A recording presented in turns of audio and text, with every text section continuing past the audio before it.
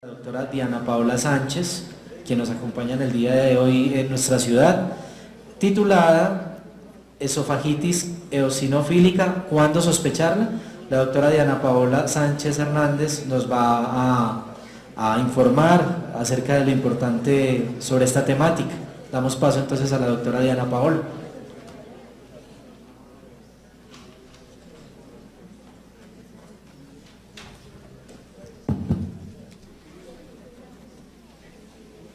Bueno, buenas tardes. Esta tarde ya cambiaremos un poco de tema hablaremos sobre la esofagitis eosinofílica en pediatría. ¿Cuándo debemos sospecharla?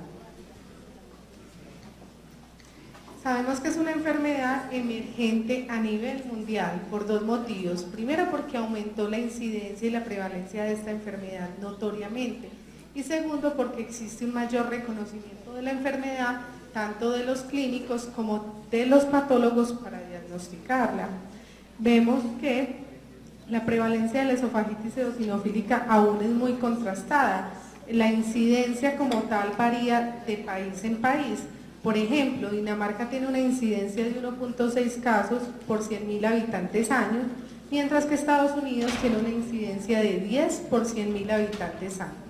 La prevalencia de igual forma varía muchísimo entre cada país, pero vemos que hay una similitud entre Estados Unidos y Europa, con un 55 por 100.000 habitantes año y Europa 44 por 100.000 habitantes año. Pero algo llama la atención. En Japón, por ejemplo, vemos que no existen casos relevantes de esofagitis eosinofílica. ¿Qué es la esofagitis eosinofílica? Es una enfermedad de aparición reciente que está limitada exclusivamente al esófago. Es la primera causa de disfunción esofágica. ¿Qué significa disfunción esofágica? Trastornos en la motilidad del esófago. Estos niños que consultan frecuentemente por episodios de disfagia, dificultad para comer, especialmente alimentos sólidos, aquellos que llegan al servicio de urgencias atragantados y no los estudiamos de forma exhaustiva, o inclusive pacientes que reflejan tener una enfermedad por reflujo gastroesofágico, pero no lo tienen, por lo cual se denominan síntomas de reflujo like. La mayor afectación de esta enfermedad se da en hombres, no se conoce la causa clara, con una relación 3:1, un rango de edad de 5 a 10 años, predomina en raza caucásica, pero se puede dar en todas las razas, y se ha visto que en Estados Unidos el mayor número de casos se diagnostica en clima frío, predominantemente creyéndose que tengan que ver factores alergénicos como el polen en este motivo. Entonces, la esofagitis eosinofílica se define como una enfermedad crónica de base inmunológica caracterizada por clínica de disfunción esofágica y cuya inflamación esofágica tiene un exceso de eosinófilos de más de 15 eosinófilos por campo de gran aumento. Esta es una actualización reciente que salió hace pocos meses. Por lo tanto, si tenemos un paciente con clínica de disfunción esofágica, lo que tenemos que hacer es enviarle una endoscopia digestiva y explicar muy bien en la orden de la endoscopia cuál es el motivo del procedimiento. Porque si ustedes nos colocan únicamente endoscopia digestiva alta, nosotros habitualmente tomamos solo 2 biopsias del esófago, 2 de estómago y 2 de duodeno. Pero si la sospecha diagnóstica es la de una esofagitis eosinofílica, mínimo tengo que tomar 6 biopsias de esófago para tener una rentabilidad diagnóstica del 100%. Además, debo tomar biopsias de todos los otros trayectos de estómago y duodeno para descartar que no sea una gastroenteropatía eosinofílica, es decir, que no haya infiltración eosinofílica en el estómago y en el duodeno, porque el enfoque y el manejo de este paciente sería diferente. Los eosinófilos gastrointestinales. El esófago es el único órgano gastrointestinal que no debe tener eosinófilos. Si nosotros nos encontramos en una biopsia de esófago eosinófilos, tenemos que sospechar que algo está pasando posiblemente, o que haya un reflujo donde el máximo valor de eosinófilos no suele sobrepasar 5 o 10 eosinófilos, pero si encontramos más de 15 eosinófilos En el esófago ya debemos pensar que este paciente probablemente tenga una esofagitis eosinofílica. En el resto de trayectos del tracto gastrointestinal es normal que encontremos eosinófilos, pero hasta determinado valor, porque los eosinófilos nos sirven para regular la homeostasis a nivel del tracto gastrointestinal. Vemos que en el esófago podemos encontrar máximo hasta 11 eosinófilos. Si encontramos más de 11 eosinófilos, tenemos que descartar otras causas que causen eosinofilia tisular o ya probablemente hacemos diagnóstico de una gastritis eosinofílica. Lo mismo en el duodeno, el valor máximo es de 26 eosinófilos. Si nos encontramos más de 26 eosinófilos y descartamos otras causas, ya nos encontramos probablemente ante una enteropatía eosinofílica. Y lo mismo en el colon, siempre debemos tomar biopsias de todos los trayectos del colon, pues es diferente el conteo de eosinófilos en el colon ascendente, en el colon transverso, en el colon descendente y en el recto. En promedio debemos tener máximo 50 eosinófilos. Si tenemos más de estos valores ya nos encontramos probablemente frente a una colitis eosinofílica.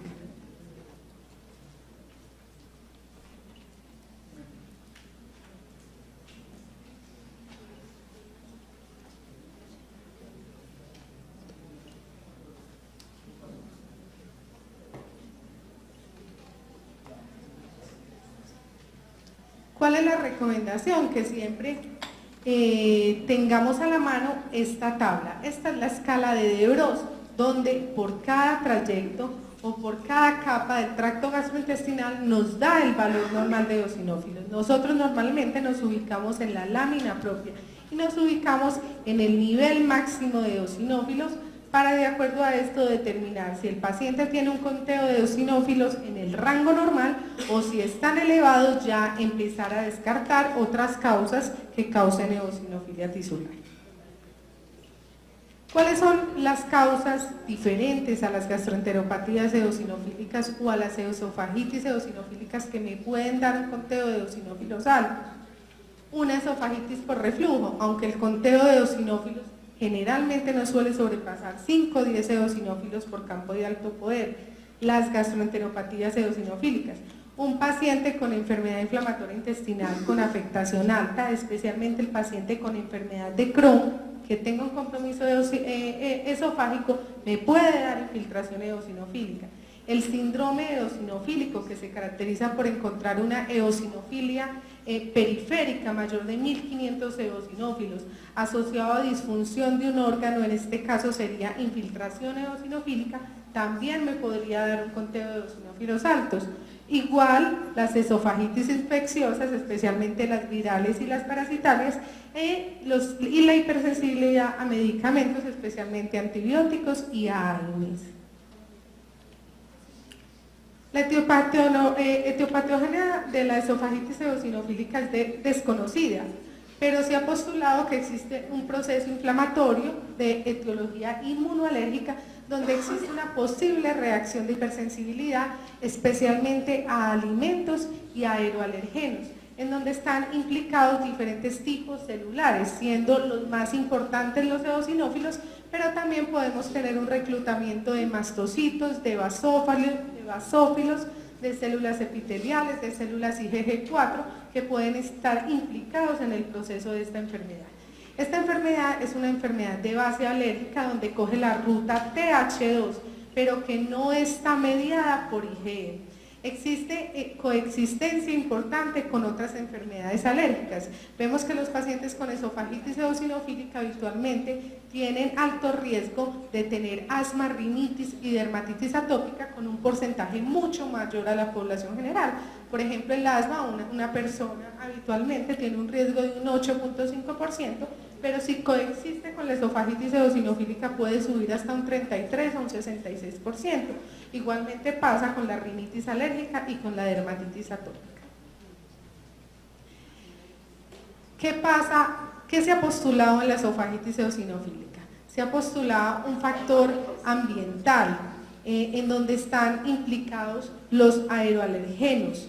Se ha postulado un factor dietético, especialmente con los 6 grupos de alimentos más frecuentes que son la leche, el huevo, el trigo, el gluten, los frutos secos y los pescados y los mariscos. y se ha postulado un perfil genético. Esta enfermedad tiene una característica génica especial, pues están implicados 574 genes que corresponde al 1% del genoma humano.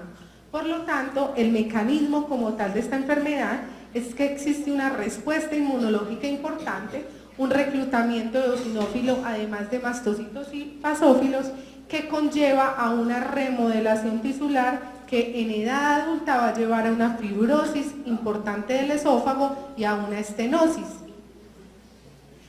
Esa respuesta inmunológica, ¿cómo funciona? Generalmente existen antígenos proteicos, lipídicos, alteraciones de la microbiota intestinal y alteraciones de la barrera intestinal. Cualquier alteración a este nivel hace que los linfocitos se reaccionen, se vayan al esófago, especialmente son reclutados por un órgano que se llaman los folículos linfoides paraesofágicos, que hacen que active la respuesta TH2, especialmente la interleuquina 5, quien a su vez induce la activación de un subgrupo de quimoquinas, que son las eotaxinas, siendo estas las que se encargan de reclutar eosinófilos, basófilos y mastocitos a nivel del esófago. Posteriormente va a haber una degranulación importante de los eosinófilos que va a llevar a una hiperproliferación importante del epitelio esofágico y a una liberación importante de factor de crecimiento tisular. Por lo tanto, la esofagitis eosinofílica no solo afecta a la mucosa esofágica, es una enfermedad de afectación transmural, afecta absolutamente toda la pared del esófago, ¿cierto? Esos eosinófilos atraviesan la submucosa, la muscular, van a comprometer los plexos nerviosos, van a comprometer las fibras longitudinales del esófago, por lo tanto estos pacientes van a tener un grave problema de motilidad esofágica, van a tener cambios en el peristaltismo del esófago, van a tener ondas terciarias, estos pacientes van a tener trastornos importantes de deglución. ¿Cuál es la evolución natural de la enfermedad? ¿Por qué le estamos dando tanta relevancia en la edad pediátrica? Porque es una enfermedad que inicialmente comienza con una fase que es inflamatoria, el esófago está inflamado, pero a raíz del tiempo empieza a haber cierto grado de fibrosis y finalmente ese esófago en la edad adulta termina estenosado. Mucha parte de estos niños en la edad adulta son los niños que van a necesitar dilataciones esofágicas frecuentes, inclusive cirugía para poder tener una deglución normal. La evolución histórica de la esofagitis eosinofílica ha variado a través del tiempo. Los primeros casos fueron reportados en el año de 1993 y a raíz de eso se han creado 4 guías, una en el 2007, una en el 2011, 2014, que fue con la que estuvimos trabajando hasta hace aproximadamente 2 meses, y las últimas guías, que son las recientes, que son las guías del 2017. Esta enfermedad a raíz del inicio siempre era tratada con corticoides deglutivos, se utilizaba la fluticasona, pero de forma deglutida para el tratamiento de la enfermedad, pero no se veían resultados satisfactorios. Después de la guía del 2014 empezó a jugar un papel importante la dieta de exclusión de los alimentos, y es ahí donde estos pacientes se les empezaron a retirar los 6 grupos de alimentos más frecuentes: la leche, el huevo, el trigo, el gluten, los pescados y los mariscos. Pero resulta que en el estudio del 2014 a 2017 tampoco vimos una buena respuesta a la dieta de exclusión de estos alimentos, no hubo una buena adherencia. ¿Qué pasaba? Que al introducir los alimentos, después de haber una remisión histológica, los pacientes volvían a recaer. Por lo tanto, ahora en las guías del 2017 ya el papel fundamental lo juegan especialmente, nuevamente, la dieta, los corticoides, y ya se incluyó los inhibidores de bomba de protones como tratamiento de esta enfermedad. En el 2007 la definición de esofagitis eosinofílica era muy sencilla. Era el paciente que tenía síntomas de disfunción esofágica, que en las biopsias se encontraban más de 15 eosinófilos y que se descartaba que no fuera un reflujo. ¿Cómo? Haciéndole una pH-metría que era normal o mandándole 8 semanas de tratamiento con IVP haciéndole una endoscopia de control y se bajaban los eosinófilos por debajo de 15, pues se pensaba que era una enfermedad por reflujo gastroesofágico. Posteriormente, en las guías del 2014 se encontró que la enfermedad por reflujo gastroesofágico y la esofagitis eosinofílica podían coexistir y estar relacionadas, que no se excluían, que era muy simplista diferenciar la enfermedad de reflujo gastroesofágico de una esofagitis en base a la respuesta con IVP. Por lo tanto, se hizo como nuevo criterio mandarle una prueba terapéutica con IVP, así el paciente tuviera síntomas de disfunción esofágica, de esofagitis eosinofílica. Esos pacientes que se les mandaba 8 semanas de tratamiento con IVP a dosis altas de 2 miligramos por kilo día, a las 8 semanas le volvíamos a hacer una endoscopia. Resulta que si los eosinófilos bajaban por debajo de 15, ya no decíamos que era una enfermedad por reflujo, sino que se creó un nuevo fenotipo de la enfermedad que se denominó eosinofilia esofágica respondedora a IVP.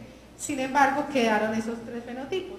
Quedó la enfermedad por reflujo gastroesofágico, quedó la eosinofilia esofágica respondedora a IVP y quedó la esofagitis eosinofílica. ¿Qué pasó con las guías del 2017? Continuó siendo diagnóstico los síntomas de disfunción esofágica, las biopsias con más de 15 eosinófilos, se excluyeron las otras causas de eosinofilia esofágica y se vio que los IVPs ya no eran prueba diagnóstica. Anteriormente se mandaban 8 semanas, si seguía más de 15 eosinófilos, ahí se diagnosticaba esofagitis eosinofílica. Ya no, ya si tiene 15 eosinófilos, así responda al IVP durante 8 semanas, ya de igual forma es una esofagitis eosinofílica. Por lo tanto, ya quedó la esofagitis eosinofílica respondedora a IVP dentro del mismo fenotipo de la esofagitis eosinofílica.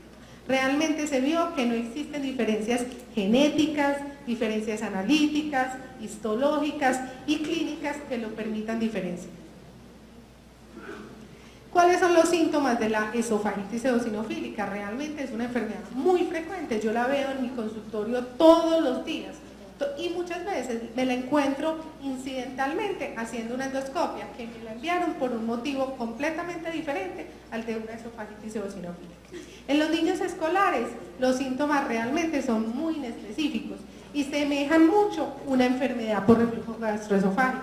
Son niños que se quejan frecuentemente de dolor abdominal, vómitos, náuseas, pirosis, esos niños que casi no comen, que rechazan la comida y podría confundirse con una enfermedad por reflujo gastroesofágico, por eso se denominan síntomas de reflujo oral. Y la mayoría de estos niños son casos incidentales que se diagnostican en las endoscopias, las cuales fueron realizadas por nuestra causa. En los adolescentes ya los síntomas sí son más específicos, ya ellos manifiestan que se atragantan comiendo especialmente alimentos secos, carne, arroz, que tienen disfagia para sólidos, que tienen dolor retroesternal, pirosis, regurgitación y dolor torácico. Pero no siempre la mamá te lo va a manifestar de esa forma en la consulta. Usted tiene que hacerlo de una forma mucho más sencilla, preguntárselo de una forma más específica, decirle, mamá, su hijo tarda mucho en comer. Normalmente un niño debe tardar 30 minutos en comer, un niño que tarde más de 30 minutos en comer, hay algo a nivel de la masticación o hay algo a nivel de la deglución que está fallando. El niño mastica la comida por largo tiempo. El niño tiene que estar bebiendo abundante agua durante las comidas, eso significa que se atraganta y que como medida compensadora está bebiendo agua frecuentemente. Adopta ciertas posturas tras la deglución, rechaza ciertos alimentos, especialmente los alimentos que tienen una textura seca y es el último en levantarse de la mesa.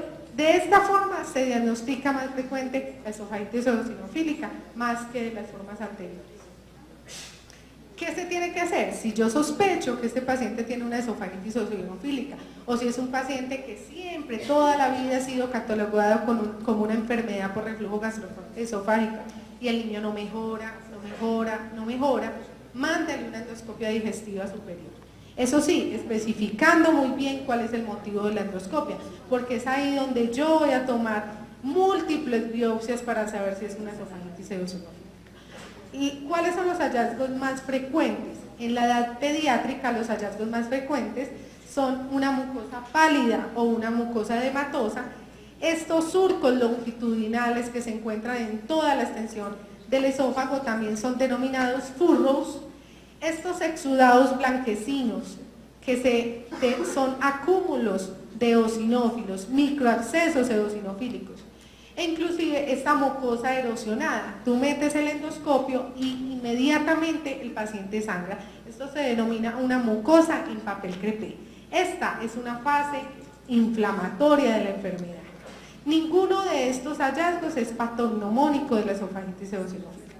Ya en fases posteriores, adolescentes o adultos, ya hablamos de un patrón que se denomina un patrón fibroestenosante.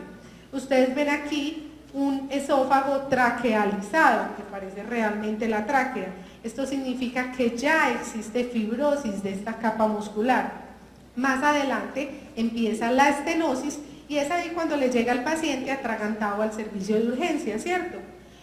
Por lo tanto, todo paciente que le llegue al servicio de urgencias atragantado, no se quede tranquilo, no piense que fue que se le quedó el arrocito o la carnita. Existe una base, un motivo por el cual ese paciente se atragantó. Por lo tanto, tómele biopsias por sospecha de una esofagitis eosinofílica. Lo otro que es muy importante es que el 10 al 30% de las esofagitis eosinofílicas tienen una endoscopia completamente normal. Por lo tanto, si la sospecha clínica es de esofagitis eosinofílica, tómele 6 biopsias del esófago. Antes de seguir con la próxima diapositiva, quiero decirles que en la primera endoscopia siempre hay que tomar biopsias de estómago y siempre hay que tomar biopsias de duodeno, porque si existe infiltración eosinofílica en esófago, estómago, duodeno, yo ya no me encuentro en una esofagitis eosinofílica, sino que ya estoy en el diagnóstico de una gastroenteropatía eosinofílica, el cual el manejo es completamente diferente. Los hallazgos histológicos, es ahí donde necesitamos un buen patólogo y siempre tenemos que colocar en la orden, por favor, realizar conteo de eosinófilos. Si no le cuentan los eosinófilos y ni siquiera se los coloquen en rango de 10 a 20, yo necesito saber, ¿está menor de 15 o está mayor de 15? Porque ese es el punto de corte para yo diagnosticar la enfermedad. Aquí vemos el denso infiltrado eosinofílico que generalmente extruye hacia la luz intestinal, más de 15 eosinófilos de cada uno. Pero no siempre encontramos los eosinófilos, porque la esofagitis eosinofílica es parcheada. Puede que yo tome las biopsias y justo ahí no tenga el infiltrado eosinofílico. Por lo tanto, yo tengo que saber interpretar los otros hallazgos histológicos, como son los microabscesos, pues que es lo que buscamos habitualmente, pero también tengo que buscar unas papilas elongadas, una hiperplasia epitelial basal, los espacios intercelulares están dilatados, fibrosis de la lámina propia. Si yo tengo alguno de estos hallazgos, más la clínica de disfunción esofágica, probablemente el paciente sí tenga una esofagitis eosinofílica. En relación a las biopsias, pues ya les comenté, siempre tomar mínimo de 5 a 6 biopsias en esófago y tomar en los casos terapéuticos, ¿cierto? Si yo tengo una atresia esofágica si yo tengo una estenosis esofágica por una atresia, pues obviamente no voy a pensar que esa estenosis sea por una esofagitis eosinofílica o una estenosis esofágica por una ingesta de cáusticos, pero si tengo una estenosis per se que no conozco la causa, tengo que tomar biopsias para esofagitis eosinofílica. En las guías anteriores del 2014, siempre cuando llegábamos al diagnóstico de esofagitis eosinofílica, inmediatamente pedíamos pruebas de alergia, pedíamos o IgE específicas a alimentos, porque sospechamos que los alimentos es el factor desencadenante, o le pedíamos un prick test para los 6 grupos de alimentos. Pues realmente se ha visto que no existe eficacia mandar estos exámenes, que generalmente la mayoría de las veces son sensibilizaciones, pero no existe una demostración de que ese alimento que salió positivo, al retirarlo, mejore el paciente, realiza la endoscopia y mejore la histología. Entonces realmente esta utilidad de los test de alergias ya lo reevaluamos. ¿Cuál es el tratamiento de la esofagitis eosinofílica? Entonces hablamos del tratamiento de las 3D, pero realmente esta enfermedad cambia mes a mes. En cada congreso que vamos hablamos con los mejores del mundo, es Trauma, Lucendo, y les preguntamos, y muchas dudas existen. Las dudas que tenemos acá en Colombia, la tienen ellos en este momento. Pero ¿cómo le enfocamos en este momento? Drogas, dietético y dilatación. Siempre hay que individualizar cada paciente y valorar su adherencia. Hablemos un poquito entonces acerca del tratamiento. ¿Yo qué busco? Mejorar los síntomas del paciente, que el paciente no permanezca atragantado en el servicio de urgencias, que pueda comer, que tenga calidad de vida, que pueda comer los sólidos, que no se tenga que tomar frecuentemente 2-3 vasos por cada comida. La resolución clínica endoscópica e histológica. De nada me sirve hacer la endoscopia de control a las 6 o 8 semanas, tomarle unas biopsias y que sigan más de 15 eosinófilos. Prevenir la complicación más importante, la estenosis. Demasiado triste tener un niño a los 18 años estenosado y requiriendo dilataciones esofágicas constantemente y teniendo un alto riesgo de perforación esofágica. Evitar los efectos secundarios de la medicación, ya veremos más adelante que son los esteroides, los medicamentos pues, más indicados, y evitar las deficiencias nutricionales en los casos en los niños donde indiquemos dietas restrictivas de eliminación. Bueno, entonces el primer tratamiento y el que ha mandado pues como la parada a lo largo de muchos años son los corticoides deglutidos. Los corticoides deglutidos se pueden dar de dos formas. O usando el inhalador, pero no se le dice que inhale la fluticasona, sino que se le dice que la degluta. Pero esto da muy mala adherencia. ¿Por qué? Porque parte del medicamento se queda en la boca o muchas veces se va a la vía respiratoria. Entonces es muy poco lo que queda impactado en el esófago. ¿Qué se dice? Utilice la deglución después de comer, no coma 1 hora después del medicamento, lávese muy bien la boca para evitar las complicaciones, las candidiasis, etc. Pero realmente no es el medicamento, pues no es la presentación farmacéutica ideal. Y ahorita lo que estamos utilizando es la budesonida en forma de ampollas. ¿Qué hacemos? Cogemos la ampollita de budesonida que viene de 0.5 miligramos del Pulmicor y lo diluimos en 5 gramos de sucralosa, que es el Splenda. Entonces una ampollita o 2 ampollitas, dependiendo la dosis que vayamos a mandar, disuelta en 5 sobres de Splenda. ¿Cuál es la dosis? Entonces tenemos que tener una dosis de inducción y una dosis de mantenimiento. Entonces vamos a tratar al paciente con corticoides. Entonces, ¿qué hacemos? Si es un niño, le mandamos entre 800 y 1760 microgramos día. Esto da de 2 a 7 puff en el día. Hacemos eso todos los días y a las 8 o 12 semanas metemos el paciente a una endoscopia de control, volvemos a tomar biopsias. Más de 15 eosinófilos, falló el tratamiento. Lo otro que tenemos que mirar es, bajó de 50 a 20, pues yo digo, mejoró, no llegó a los 15 eosinófilos, entonces ¿qué tengo que hacer? Aumento la dosis aumento la dosis del IVP, pero ya no le dejo dosis tan alta, o cambio el preparado, o reajusto la dosis, o alargo el tratamiento. Si veo que de 50 eosinófilos que tenía inicialmente sigue en 50 o en 60, realmente cambie la terapia. Los efectos secundarios más importantes de los corticoides, la candidiasis oral y esofágica, en un 5-30%, la mayoría de los pacientes son asintomáticos. No hay datos de seguridad a lo largo de la supresión adrenal, densidad y crecimiento. El segundo tratamiento, ya descartamos los corticoides, ¿cierto? Vamos al tratamiento dietético, un tratamiento difícil, la adherencia un poco difícil, especialmente en niños pequeños. Dieta elemental, ¿en qué consiste? En dejar al niño sin ningún alimento, simplemente se le da una fórmula de aminoácidos durante 6 a 8 semanas. A las 6 o 8 semanas le hago una endoscopia, bajaron los eosinófilos por debajo de 15 y empiezo a introducir grupo de alimento por alimento, desde el alimento menos alergénico hasta el más alergénico. Por grupo de alimento lo dejo 6 a 8 semanas. A las 8 semanas vuelvo a otra endoscopia. metí los verduras, los frutos secos, sigue más de 15, este no es el que está causando la alergia, meto otro grupo de alimentos, es decir, este niño se puede llevar hasta 6, 8 semanas. Y hemos visto que con la reintroducción los niños vuelven y recaen. Y la dieta según pruebas de alergia que no la utilizamos. Y la dieta empírica consiste en retirar los 6 grupos de alimentos más frecuentes: la leche, el huevo, el trigo, el gluten, los frutos secos, los pescados y los mariscos. Así que es una dieta, un tratamiento dietético demasiado complicado.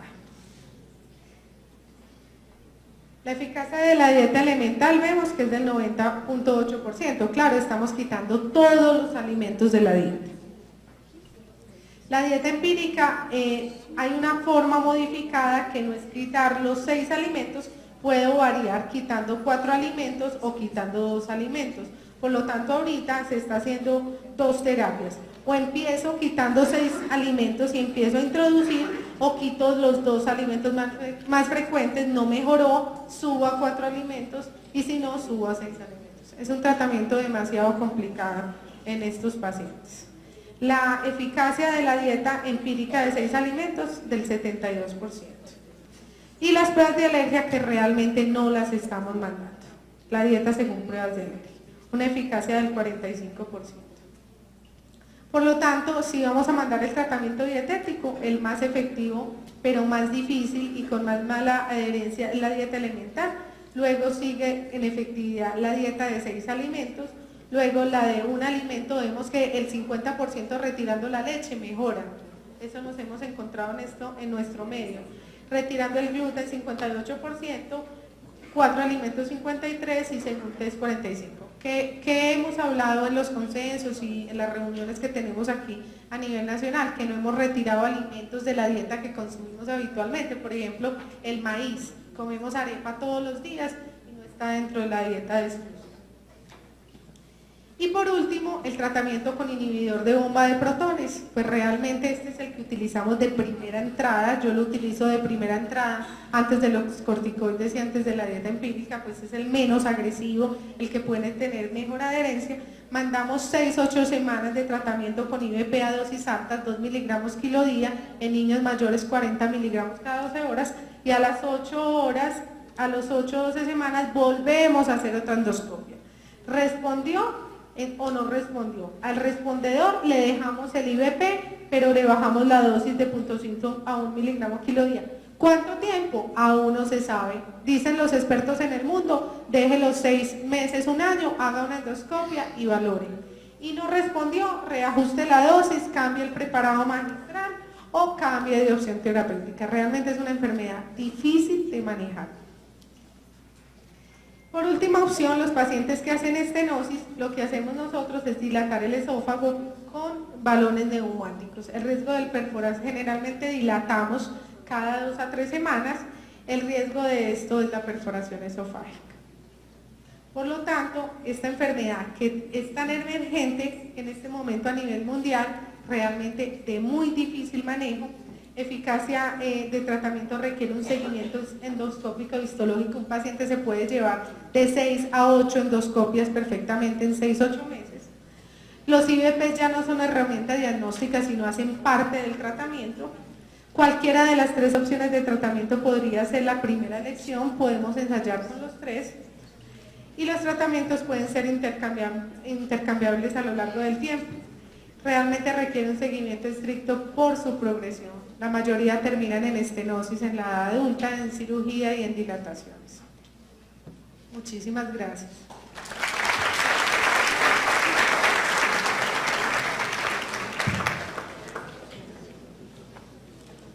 Muy bien.